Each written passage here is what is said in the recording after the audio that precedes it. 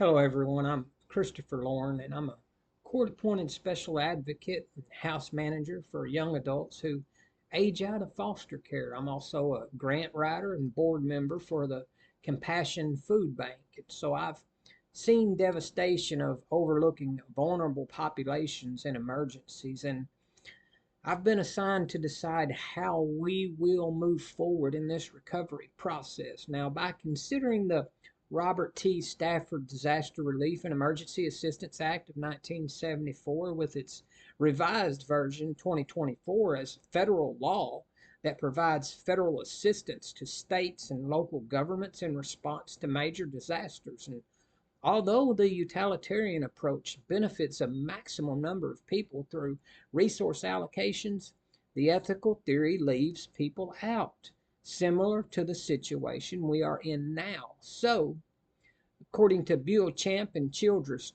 2013's Principles of Biomedical Ethics, it supports the deontology approach that implies ethical actions as universal moral codes or rules which are easier to apply through respect, justice, and equality, and we do not want to overlook those in need. So, by using the deontology ethical theory, we'll follow the rules and do our duty to allocate resources relevant to or based on the needs of individuals and families, for instance, those with disabilities, those residing in highly densely populated areas or poverty stricken areas.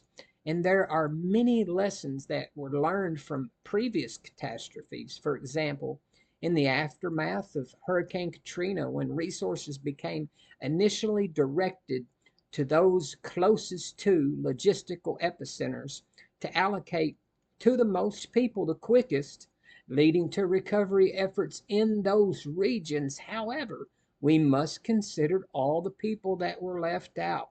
There were some hurricane victims in Arkansas and other states. They were seeking shelter and resources. And by considering this, we should ensure the equal distribution of resources based on the needs of the people in both areas. In addition, the Stafford Act provides the legalities for disaster relief efforts by mandating that resource distribution should be based on objective needs assessments and not influenced by personal relationships between decision makers. This is to ensure fairness and compliance with federal and state laws. For example, Arkansas Code 12 75 107 grants the governor emergency powers to manage resources by basing decisions on legal authority to avoid the influence of personal relationships and situational advantages in resource allocation. The American Bar Association implied political implications with the perception of favoritism. For instance, the area led by a relative or top decision maker receives the majority of resources, then we've seen unjust or unfair distribution of resources. Now, the American Bar Association goes on to convey that transparency and avoiding conflicts of interest will help maintain trust in this recovery process. For illustration, the recent reported BBC News on Hurricane Hella said that they had a lot of public backlash when political leaders claimed FEMA resources were being distributed elsewhere, causing disproportionate aid to those affected by Hurricane Helen. Now, while the CDC implied social consideration through more people with disabilities in one area or the other, the CDC goes on to say that giving resources to vulnerable populations displays justice, fairness, and equitable responses, such as with disabilities or poverty stricken and highly densely populated areas. In disaster recovery, to confirm an equitable response.